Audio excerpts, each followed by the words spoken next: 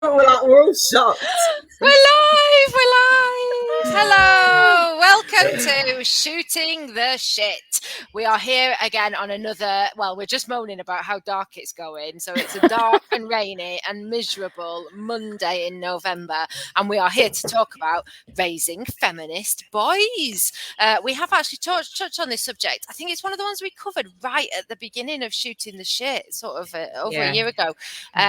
But we obviously only touched the surface. So we said we would come back to it, and now seemed like a good time to come back to it.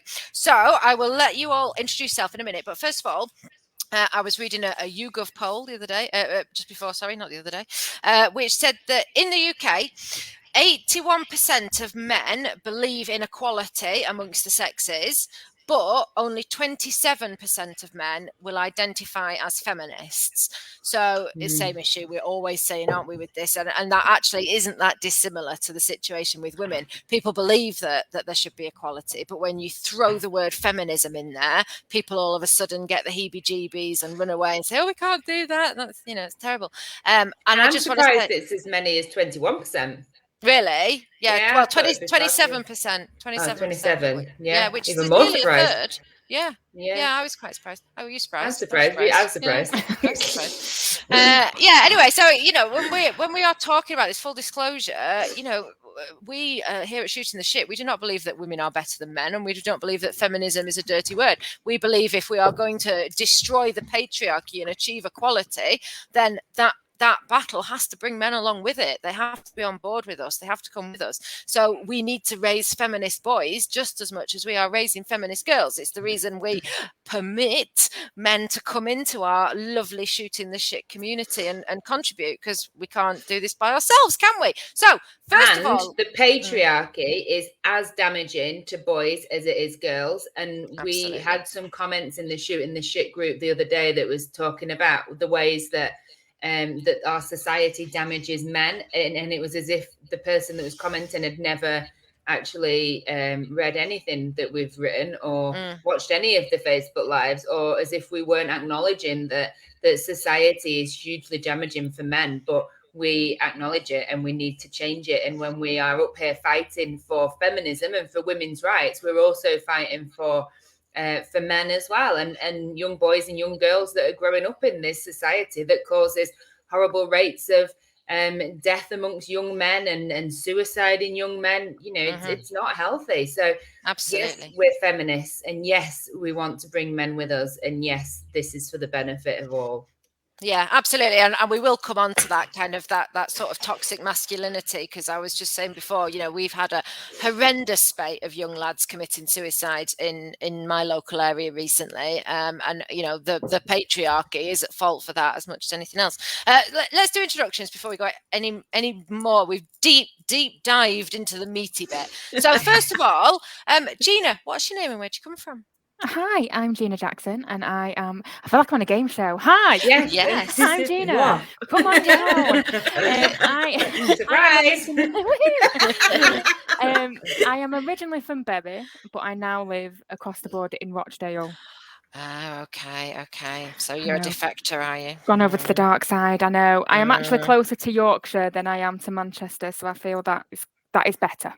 Yeah. Well, we're in Bake-Up, so we're only just on the right side of the border. Oh yeah. You're on the other side. Yes. Well, we'll not go further into that, because this is a well-worn path with Hannah, the defector to Yorkshire. Meriesha, what's your name? Where'd you come from? My name's Marisha. Or Rish, whatever. Yeah, just whatever, really. I am originally from Leicester, but I am now in Yorkshire. I am here as the voice of not having children, but I think it's important, actually, as to know what goes on, to understand what goes on. And actually, lots of us are aunties, uncles, family members, cousins. We're still part of families. Whether we actually have children or not, and we can actually play a valuable role, obviously, in other people's lives, and maybe answer some of those questions that mum and dad can't, or dad and dad can't, or whoever's around. So it's interesting to be part of the conversation as well. Yeah, I love being an auntie and educating my godchildren on the questions that they can't ask their parents. Maybe not you. Maybe not you. I know. So delicate. Yeah, I know. She's like subtle, like a goose on a bike. She's horrendous. Yeah, we took my 13-year-old godson on holiday recently, and he went home after a week knowing everything about women's bodies, periods, puberty, sex, the lot. I bet even his mum don't know half that stuff. No, probably not. Hannah, what's your name and where'd you come from? I'm Hannah. I am a defector. I'm firmly on the wrong side of the Pennines because I'm in Yorkshire, and it is awful. And I want someone to come and rescue me quickly. And I'm coming at it from the perspective. I have girls. I have 2 girls, and no boys. But I have nephews. Sorry. And I'm just trying to think. Do I have friends who have boys? Yeah, No. you've got Nat. Nat has a boy. Nat has a boy. Yeah, there you go. I have got friends who have boys. Yeah. Yeah. And we're all living in society. So. There we go. Yeah. And I'm Rachel. I have a son. He is 12. Yeah. On the verge of, well, I was going to say on 23. The verge of becoming a horrendous teenager, but actually that happened about a year ago. So we're fully entrenched in horrendous teenage boy territory. But there are some good points to it as well. And Gina, you've got a boy, haven't you? Tell us about your boy. I've got a 5-year-old who is firmly in the camp of 5 going on 15. Thinks that because he goes to school and he watches YouTube videos that he knows the whole entire world. Yes. That doesn't get any better, I don't think. No, I don't think it does. I've got 2 24-year-old nephews, and it doesn't. No, absolutely not. Yeah, that path is firmly set. Okay, so a couple of things we've already started touching on the things that we're going to cover today in terms of sort of the toxic masculinity, but there are a couple of reasons as to why we wanted to discuss this now. As we've already said, spates of suicides amongst young men recently. There's been a real spike, and this isn't just in my area. This is across the UK. Lads who are kind of from 15 to 25 are killing themselves in potentially greater numbers than they have in such a long time. And admittedly, a big part of that is going to be COVID, and it's going to be the mental health implications of the pandemic, and also, they haven't got the same access to jobs and all the rest of it. And even before the pandemic, it was on the wrong trajectory, and I think a lot of that is to do with kind of defunding, and you could say a lot of it, but I think a big chunk of that is a lack of access to mental health support. Absolutely. And because of the way that people have to now access mental health support, you have to be able to stand up and say, I am struggling, please can I access it? Your doctor won't refer you anymore. You just get given a phone number so that you have to phone up and say, I'm not in a great place, please can somebody help me? And I think men in particular really struggle with that. They really struggle with having to admit that actually they're not fine, and they're not, this paragon of breadwinning masculine virtue that we all expect men to be.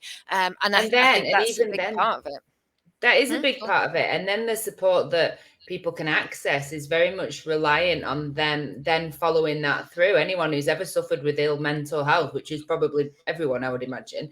You some days you feel like you can tackle it, and you can put your hand on your heart and say, actually, I'm not well. And then the next day or the next minute you go, I'm fine. Actually, I'm fine. And then, you're not fine. And so a lot of the support that's available at the moment, particularly, is reliant on people having the mental space and the strength and the support to actually continue to access those services and implement them in their lives. Like, I know a lot of people get put on a stress course. Yeah, but the other thing is as well that girls are better at building communities, aren't they? And so we will talk to each other and we will build those. And if there's a gap in funding and a gap in provision, we will fill that gap, and we will have our WhatsApp groups, whereas men really struggle to just speak to each other. Sorry, go on, Gina. What were you going to say? I was just going to say, like, the prevalence of having to do CBT before you do anything else. Like, when I had postnatal depression after my little boy was born, it was just thrown at my face that I had to do CBT before I could even talk about medication, or I could talk about having counselling or talking therapy. And I was like, but CBT doesn't work. It didn't work for me. It doesn't work for everybody. So why is it the go-to thing? Like, I have learned different ways of having to cope with my depression, my anxiety. And medication sometimes help and sometimes it doesn't. And it's like you were saying, some days I do wake up and I go, I am on top of the world, I can tackle whatever life throws at me. And other days I'm like, you know what, it's just a bit shit, isn't it? Yeah. Like, But why have to also, get up and do this postnatal day in, day out? depression is a hormonal imbalance. So how is talking therapy going to help you fix a hormonal imbalance? You need some medication or something more, that fixes the root of the problem. So yeah, but a lot of depression is an imbalance in serotonin. Like that is a lot of what. Anyway, we're totally. We are going completely off track. Yeah, but I think the point is that women are good at we support each other. We talk. We have those conversations. I think it was Russell Kane who was talking about he was talking about his WhatsApp groups, and he was saying when he's in WhatsApp groups with women, it's very supportive. It's what do you need? It's are you having a shit day, or here's something to cheer you up. His WhatsApp group with men, it's all look at this knob, and look at this guy falling over, and look at this man on a building site. Can I join this group? But yeah, I mean that's very much it. And he said, if somebody had asked and said, "I'm having a really shit day," everybody would be like, "Oh, fuck off, Darren. Come on, pull yourself together, man up. Don't be such a fucking pisshead." And that's the kind of the attitude that men who are struggling are met with.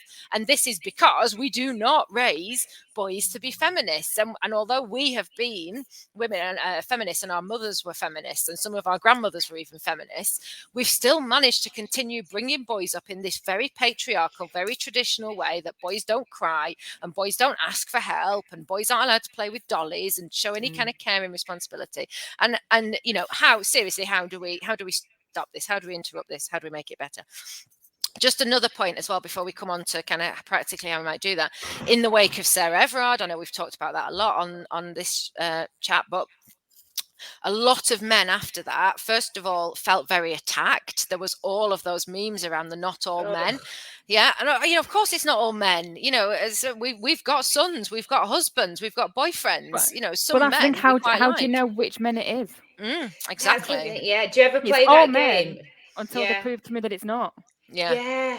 Do you ever play that game? Have you met her? Like I always play this, and I don't know if this is not the place to admit it, but like, do you think you've ever met a paedophile? Do you think you've ever met someone that's like capable of murder? And like, whenever, I'm a big true crime fan because I'm such a walking cliche. And whenever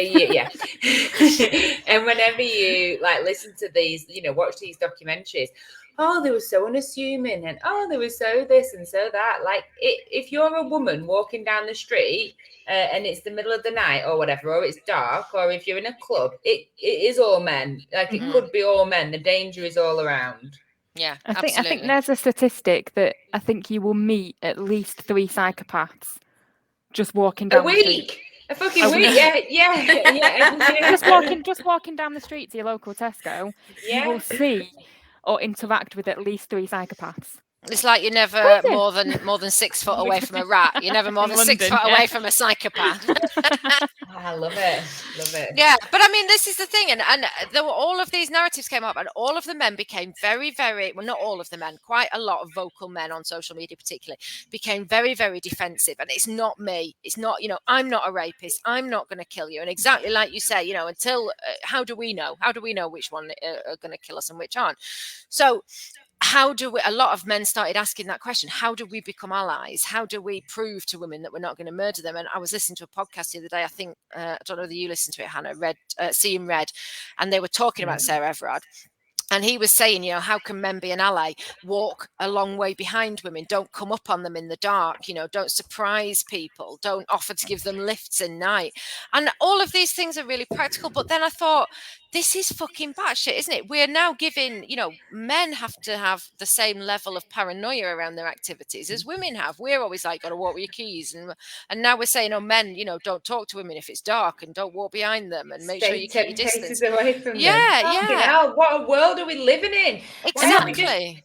How to be an ally? Don't rape, don't spike, don't assault, don't like. Yeah. I think that's why a lot of men get frustrated on like Twitter and things, because it's like, we get that women don't want to police their everyday interactions with people. We don't want to have somebody on speed dial that can save us. We don't want to have to check the police with another police officer. We don't want to have to be with all our friends 24/7 just to walk home. We should be able to walk home in the dark by ourselves. It should just be natural.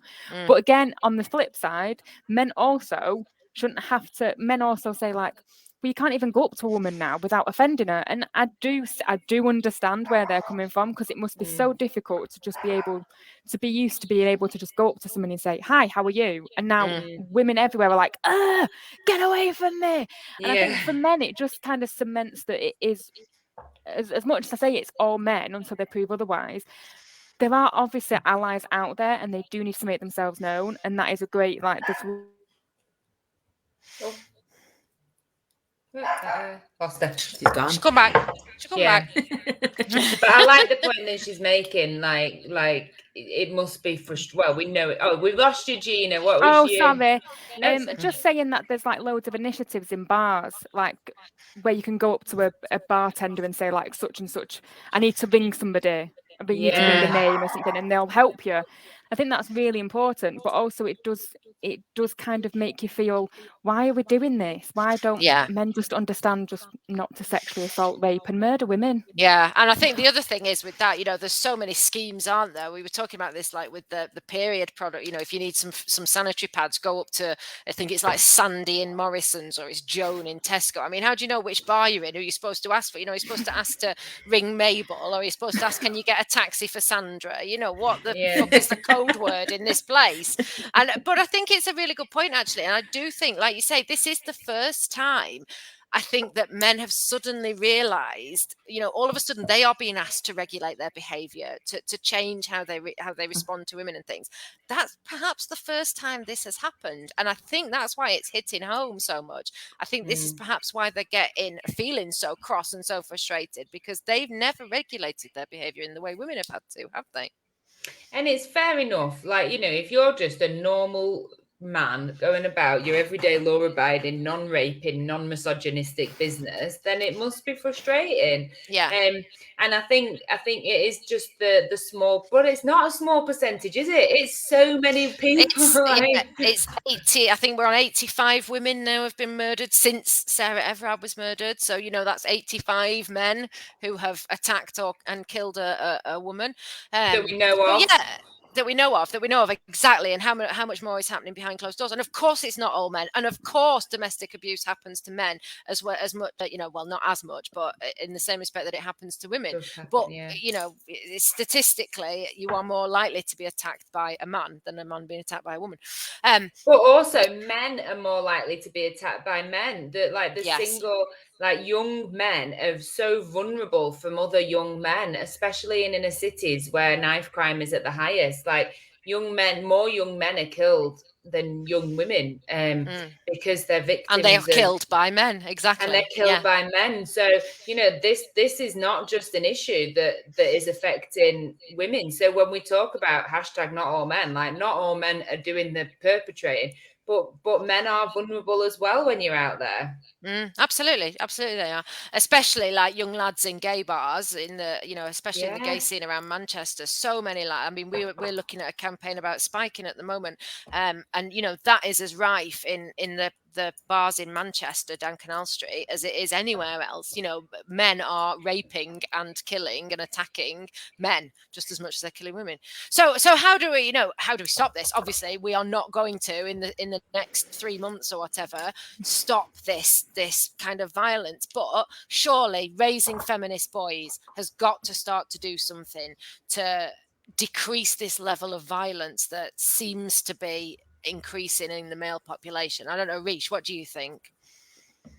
I think it's interesting because I think it's my go-to, I guess, really, about talking about it and being open. But from my perspective, I think there's a massive generational thing going on there as well, because the people that are, I guess, like my mum, my nan, that kind of era, if a male is, upset for some reason, or if they're showing emotion for some reason, it's very almost kind of, if they are upset and they're crying, it's crying. Do you know what I mean? They almost don't know how to deal with it either.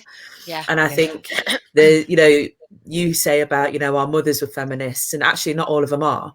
And so there is a massive kind of movement, and I think there's this kind of, we have to basically step in as a generation to change and to allow people to be able to speak and to just say that it's okay. And it could be something as simple as that, you know. So I think it's an assumption that everyone's wanting to change now, but I think people just don't even think about it, don't even realize, you know, it's the same, you know, it's a real hard thing to do, especially if you're the first person saying, no, I don't agree with what you just said. Yes. You know, but that has to happen, you know, someone has to stand up and do it, I guess, really, as for, yeah, for it to and be okay for people to do. It can cause serious issues with family. I mean, Gina and I, before you two logged on, we were just talking about, you know, in-laws and Christmas presents and the kind of difficulty of saying, you know, I would like my child to have this sort of present, and they don't abide by that because they don't believe you, they don't understand it, they don't see where you're coming from. You know, they bought their children this stuff, they're quite happy to carry on. And so it can be hard to be the person that's saying, like, actually, I would like to set different standards or different boundaries. And just on that thing about crying as well, I mean, these are some of the tips that we're going to come on to, but there's a real thing there, isn't there? And when Leon was little, if he would hurt himself, say he'd fall over or something, and he would start to cry, and Dally would say to him, like, suck it up, stop crying. And it wasn't necessarily because Leon was a boy that he was saying that. He was saying that because he doesn't want a whiny child. He wants a child that can pick itself up and carry on, and you're not going to mollycoddle it. And that is an important skill. But what he was subconsciously doing was telling Leon that it wasn't all right to cry. And I was then coming in and going, you know, actually, no, that's okay. If you're upset, you can cry. That's all right. But, you know, you do it quickly and then crack on because, you know, I'm not sitting we've got shit to do. Come on. I've got 5 minutes. So now we're doing it. I will wipe your nose. You get 3 minutes of sympathy, and then we're moving on. But you know, that's really, those are the practical kind of things, aren't they? You know, where you don't want to raise a kind of mollycoddled baby, for want of a better word. But also you need to let them show that emotion. You need to let them cry. You need to let them express themselves, and that's really hard for, I think, people who were brought up in quite traditional families to understand, isn't it? Especially when it comes to emotion, you know, I think it's different if it's an injury, you know, something that's visible. You know, we can all deal with something that's visible. It's there, you know, you can see if you're bleeding or you've twisted or whatever, you know. But when it comes to emotion, it's that's the thing. I can't see it, therefore I can't relate, therefore move on. I'm not interested. Come on, sort yourself out, be fine. You know, and it's that that's got to change. Stop whining. And that's exactly how that grows into mental health issues, because we are not allowing our boys to say, actually, I'm hurt, whether that's physically or mentally, or that upset me or whatever. That then becomes I can't seek mental health support when I'm having an actual physical breakdown at the age of 19. Samara's made a really good point, actually, which I'd like us to come on to, about it takes a village to raise a children, and that consistent messaging in schools and from parents. And, you know, back to what we were saying before about us being the you know, the parents, sometimes the fussy mother, and the in-laws don't necessarily see why we're making all these rules and stuff.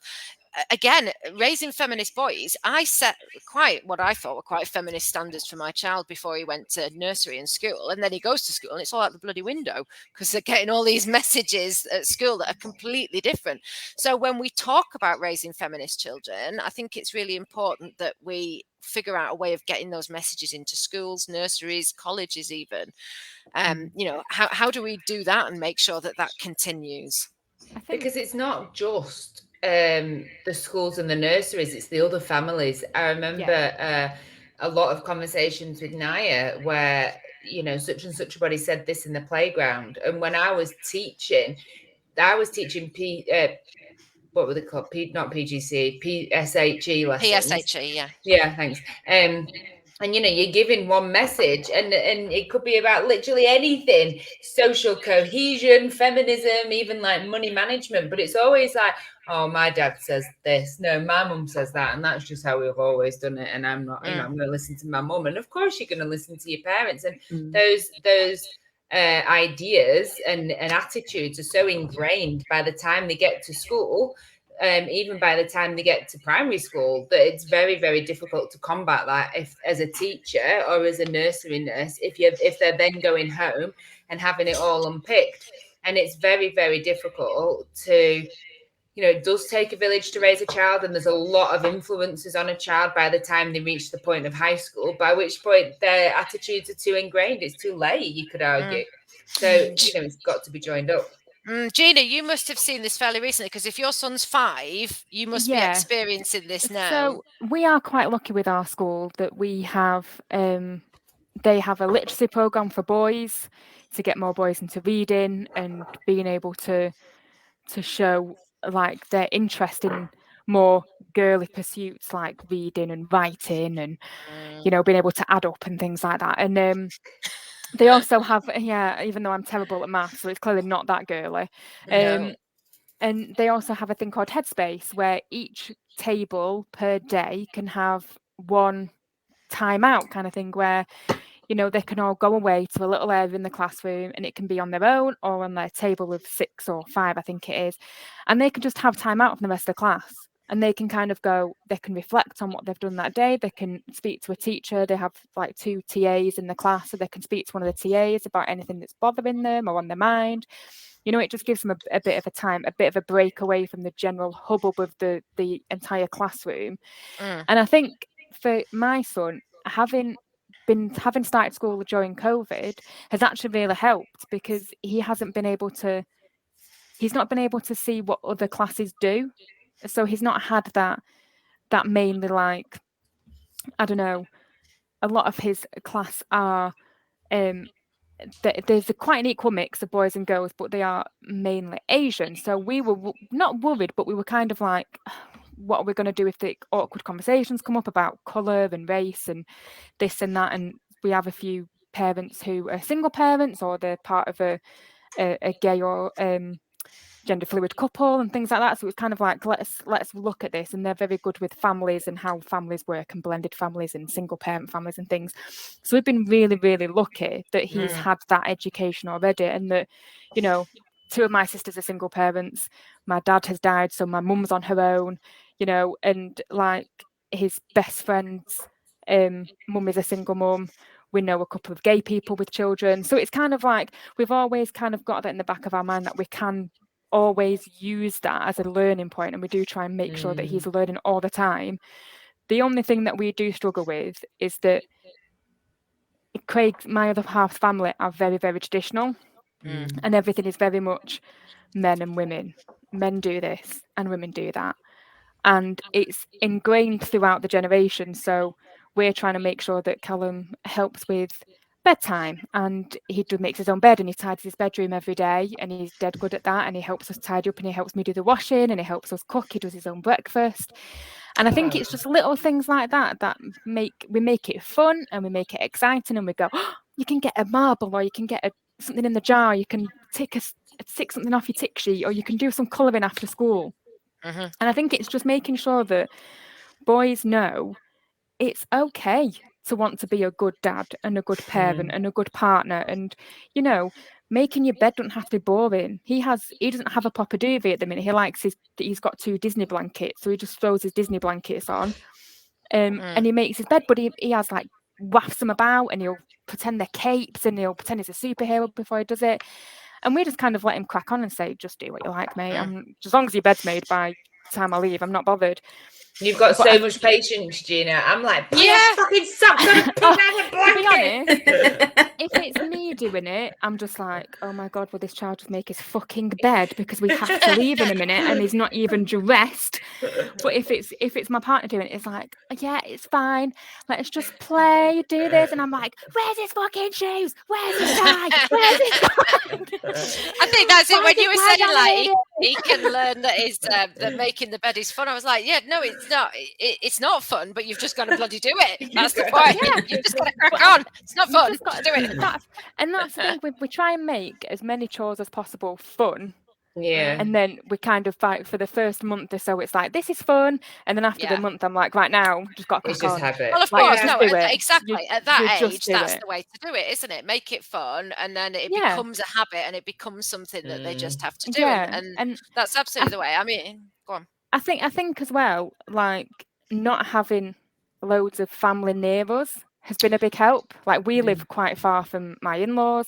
We live 2 hours away. My mum and my sister live about 30 minutes away. We see them once, twice a week, if that. So we don't have that big village near us. So we have to make our own. So like my friend and her mum are part of my support network, my running club and my support network, my networking for work and my network, and they have a big help. And I just think, while you need a village, it doesn't have to be your family if they're not the right village for you. If you have a support network of your friends who are kind of on the same wavelength as you about parenting or your beliefs and things, stick with them. Make them your village. It doesn't have to be your mum if So you I think that think you're just going to be pulled back on everything. When we were bringing Leon up, well, obviously we're still bringing Leon up, but when he was little, Dali's parents are very traditional, and they, like, he had baby Jack, for example. I was telling someone about baby Jack the other day. It was his little doll. He carried him everywhere. He had a little cross-the-shoulder changing bag that he used to take. He had a little pushchair, and he loved his baby Jack, and he would take it everywhere. And when he first went down to his gran and granddad's with baby Jack, the first thing his granddad did, to be fair, they didn't say anything to him against it, but they did immediately buy him a tool set and start to teach him how to do that thing. And I was like, do you know what? I'm not, first of all, pick your battles. I'm not going to argue against this because, it's practical to learn tools as well as it is to learn taking care of a baby. But I took the approach of, I'm not going to actively fight this head on. I will just gently counteract it at home, because I think the thing with raising particularly kind of feminist boys is you're never going to get rid of those other arguments that come out externally. They're going to hear the other side of it at school, at college, whatever, on the bus even, which seems to be a den of iniquity, the school bus. They're going to get those contradictory messages, and what you've got to be able to do is raise them so that they can hear those messages but rationalize them themselves and hear perhaps a contradictory message at home that says, all right, everybody says that pink is a girl's colour. Well, actually, it might not be, and and they might not be. One of the points about, raising feminist boys is enable them to challenge those kind of stereotypes when they hear them. Some children are not going to be comfortable at that. They're not going to feel able to speak up against the peers and say, well, actually, pink can be a boy's colour as well. But as long as you enable them to have that narrative in your head, you've kind of done the job, haven't you? So they can kind of combat it internally. But I think this is part of the challenge. I think two things. The thing that Gina said about her boys' school doing, raising attainment levels in boys, raising literacy levels, that's really important, because actually statistically boys are falling behind in attainment and aspiration. And in secondary schools, there's a lot of work going on to raise aspirations and attainment in boys of all backgrounds and of all abilities, because that has been steadily declining over the years, and boys achieve far less than girls in education. So that's really important, that boys are leveled up, to coin the phrase, in order to compete in the workplace and stuff, and be not just ride along on the fact that they're boys. So I think teaching empathy through literacy, reading books, teaches you empathy and teaches you emotional literacy as well as actual literacy, because you're seeing things from other people's perspectives. So pursuing literature interest is really important, and having those literacy skills for boys is part of the battle in fighting the patriarchy. And then secondly, a lot of this relies on not teaching attitudes and feminist theory. It's instilling self-esteem in them and critical thinking skills. If you have a core of high self-esteem, and you hold yourself in high regard and you respect yourself, and you have an emotional literacy that enables you have the vocabulary to express yourself, then, like you say, it doesn't matter if they've not got the outward confidence to challenge opinions and things that are thrown at them on the bus, as long as in their heart they know that having, wearing nail varnish as a boy, or, not wanting to do football, wanting to do dancing, that's okay, because, that's acceptable in society.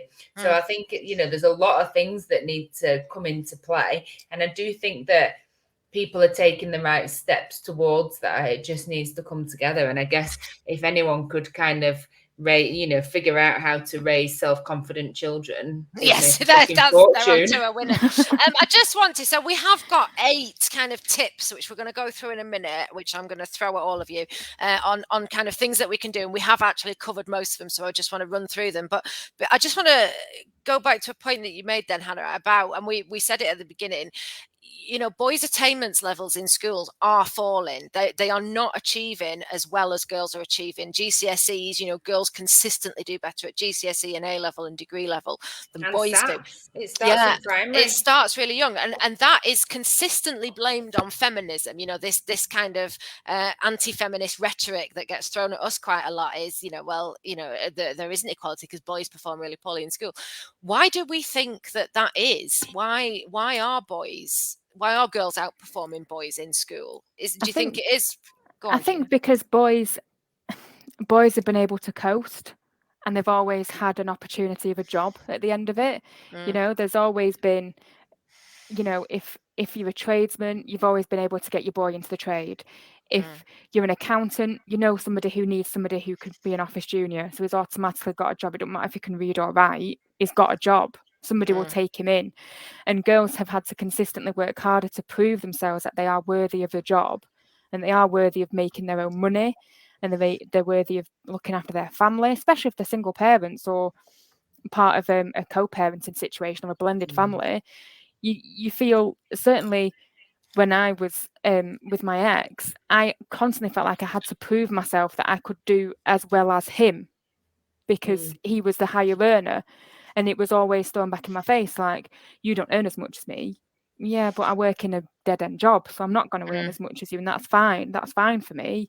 And now that I have my own business, and actually my partner now is coming on board with me in April, it's kind of like we're more equal. We're able to see that the equality there, that some weeks I'll earn more than he will, and some weeks he'll earn more than, but it all goes into the same point. It doesn't matter to us. It doesn't matter to me who earns as much, as long as we can pay my mortgage and my son's fed and clothed. I'm not really bothered. And I think men have just been able to kind of go, GCSEs and A-levels don't matter because my dad can get me a job.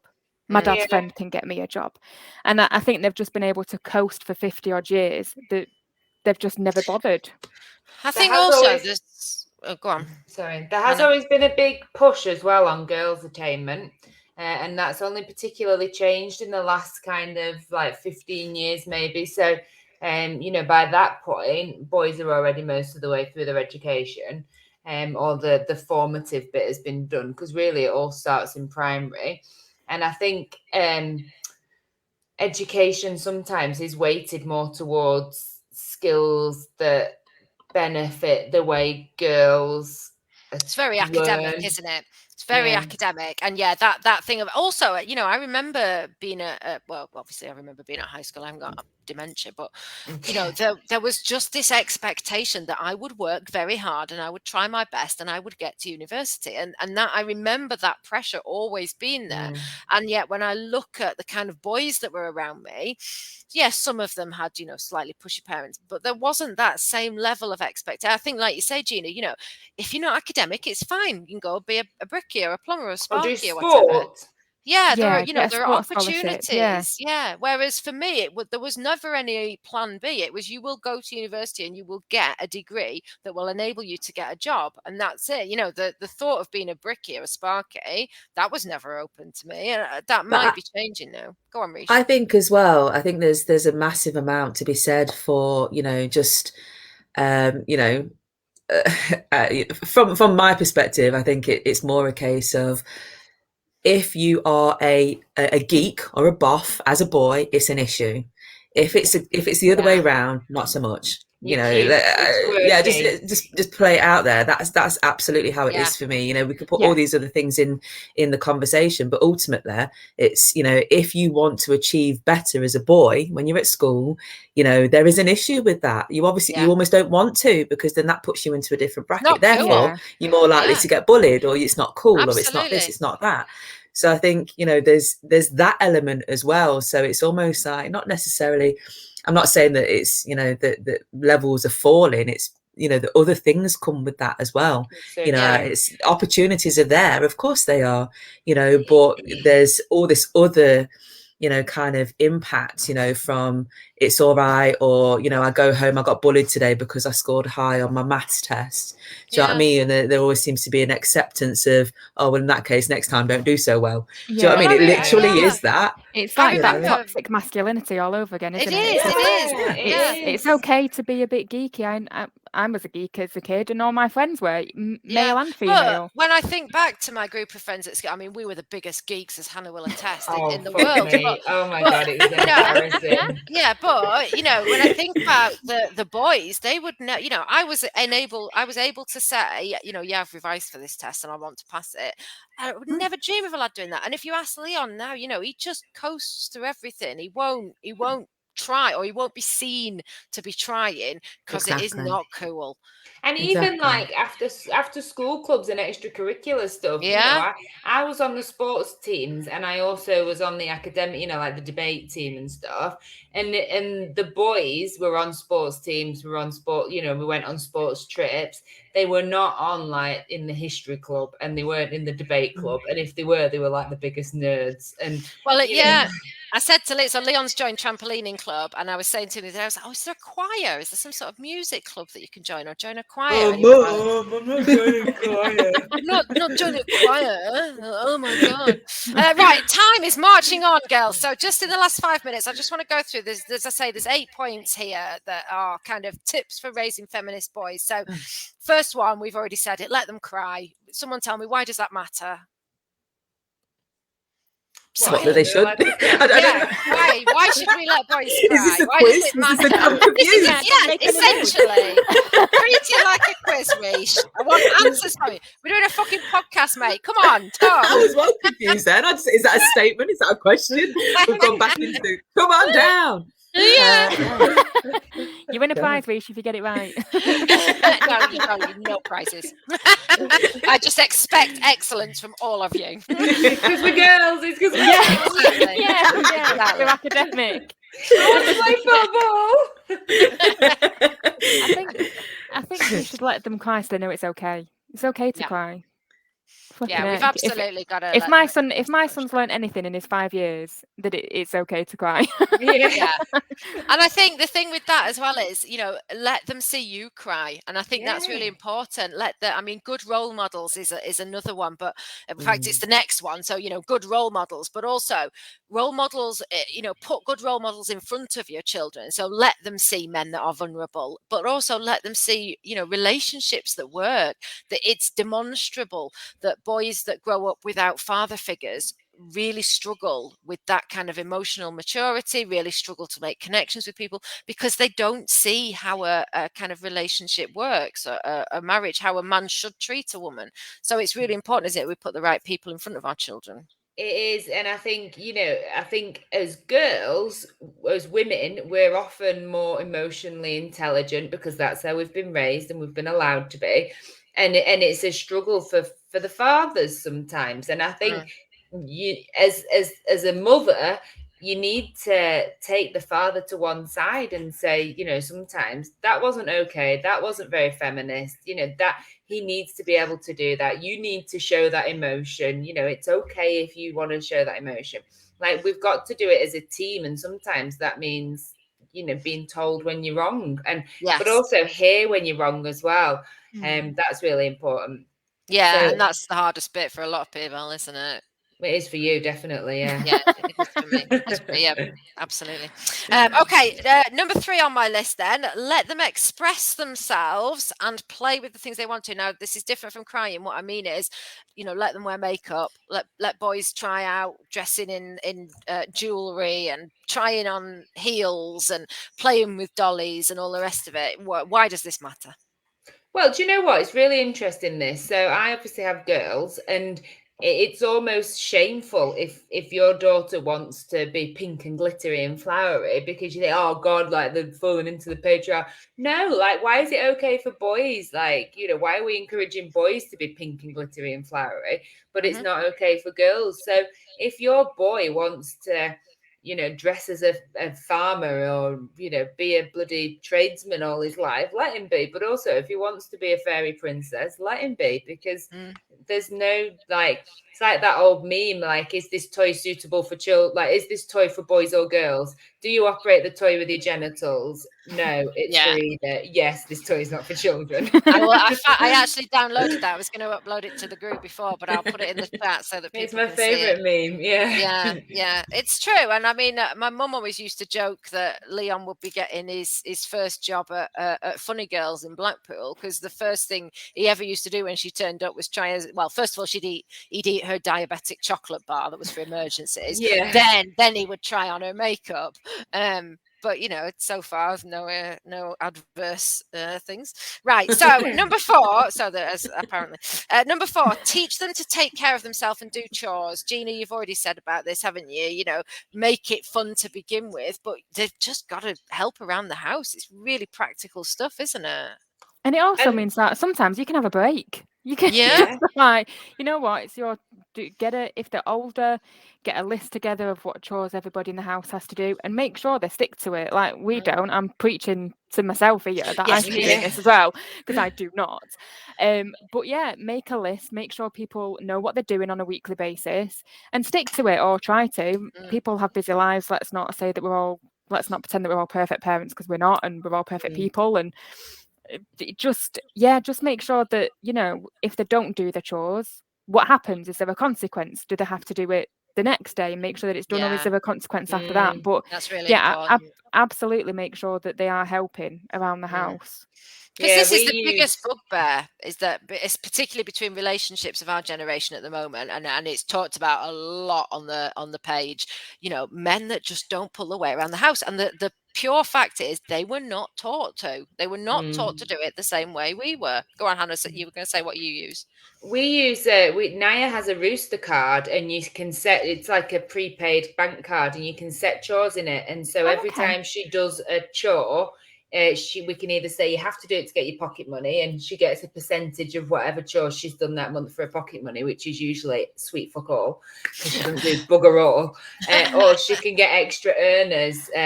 So it costs us absolutely nothing, because she will do nothing. But there's no, you know, the consequence is she's no spending money. There's no pocket money. The money, absolutely. Yeah. Okay. I'm going to move us on. The next one, teach them to care. And again, we touched upon this a little bit with letting them play with dollies, let them do that. But again, if they've got little brothers or sisters, or they've got nieces or nephews or whatever, teach them to change a nappy and to look after the baby, because absolutely that's the dad's role as much as it's the mum's role, isn't it? Yeah, I think pets are a good stand-in as well. Yeah, that's a good point, actually. Yeah, have a pet and teach them how to look after it. And again, with that, make sure they do, and you don't end up doing it all. Work on that one, Hannah. Number 6, encourage friendships with girls. I think this is really important. You know, boys, again, there are stats on this. Boys that grow up in predominantly male households without the presence of women, they do not have that same level of empathy towards girls. But again, you know, boys get to that age of 6 or 7, and all of a sudden it's, you know, stop playing with girls now, and, you know, find somebody your own. And we've got to combat that, haven't we? I think the schools are getting better though. I can only speak for our school, but they have mixed tables, so there's always 3 of each, like boy or girl on the table, and they really encourage playing with the other sex. So it's kind of like, if Callum is very, very sensitive, so he does struggle with dealing with boys, because he doesn't have that same brain span as a boy. He doesn't get rough and tumble. He doesn't like it. So like today, he had a soft teddy to the face. He had a soft teddy to the face by his best mate. Cried his eyes out, and the teacher was like, right, and we've started doing this, is it are you bodily hurt, or is it your feelings that hurt? And if it's your feelings that hurt, how can we combat that? And then he just she was just like, why don't you just go and play with another child? And he always goes to the girls. He always goes straight to the girls who are more likely to go, oh my God, Callum, are you okay? Let's try, let's play with you. We'll look after you, and automatically be there for him. Whereas the boys are just more likely to go, What are you crying for? Yeah, I'm going to Leon's make it a book Yeah. next time. Yeah, Yeah. so Leon's been brought up with, you know, his nieces. He's an only child, but yeah, his group of friends is girls rather than boys. That's just who he feels more comfortable with. Okay, teach them respect and boundaries, and teach them that no means no. I mean, this is just basic, isn't it? We've got to teach, and we've got to teach this to girls as much as boys, but as well, when we are teaching our girls, you know, about consent, we need to be teaching our boys about consent as well, don't we? And I think it's role modeling that as well yourself. You know, if you're tickling and you know, kissing and blowing raspberries on them or whatever, and they say stop immediately. And if they don't want a hug, don't hug them, and you know, don't make them kiss relatives if they don't want to, and things like that. Like, you've got to respect their body and their privacy and their like consent as much as you expect them to do it to other people. And it's really hard. You know, I was talking about my godson, the one who I took on holiday and taught him all about the world. You know, he doesn't like to be touched. He doesn't like to be hugged. He feels really uncomfortable about it. And it's really hard for me to remember that, because I'm the kind of person that just grabs the children in and gives them a hug. And he's always like this. I'm like, oh shit, I shouldn't have done that. I'm sorry. You know, I've invaded your boundaries. And I get why grandparents really struggle with this, particularly. You know, they want to give their grandchildren a kiss, don't they? And you're going, actually, no, until they've said that that's allowed, don't do it. So you know, whilst we're giving out these glib things, it's actually really quite hard to do it in practice, isn't it? Oh, I love blowing raspberries on the baby's tummy, and she fucking hates it, but it's just the most joyful thing. Yeah, eat them. Okay, and the final one, enable them to call out intolerance. We touched on this before, you know, enable them to call it out. And also, you know, think about language. Don't use the word girl as an insult. You know, don't say, you know, man up, like or you throw like a girl. Yeah, all of that kind of stuff. Stop being a fanny, grow some balls, or like, get rid of all that. And enable them to be advocates. You know, one of the other mums from school texted me the other day. She was like, the kids have all changed schools, and Leon is the class rep. And I was telling him about how girls need to go to the toilet because they might be on the period, so teachers shouldn't stop them. And so he started a campaign now within the class to enable girls who need to go to the toilet, well, boys as well. Anyone that needs to go to the toilet should be allowed to go to the toilet. And I was like, oh, I'm so proud of that. That is so cute. But again, you know, it's just enabling them. I had that conversation with him probably about 2 months ago. And all of a sudden that's trickled down and followed through. So just enable them to be advocates for girls and to stand up and, you know, not to join in with, you know, you're a girl and you feel like a girl and you shit and all the rest of it. We've got to equip them for that, haven't we? And you're really good at talking to Leon about, like, you know, big issues and kind of making it normal, and like that's something that I try and emulate with Naya, you know, like talking about gender issues and sexuality and, you know, things like that. But there's no boundaries in our house, though. That's the thing. Well, we literally just talk about everything all the time. I mean, there's no real boundary. That nothing is off the table, but I never think to bring it up. And you know, that's it. Like, it just doesn't enter my head. Yeah. Oh, poor old Leon gets the feminist rant every day when I'm making tea. But that's like a really key point, you know, that Hannah said just then, is that, you know, I don't really think to bring it up, and I think that's it.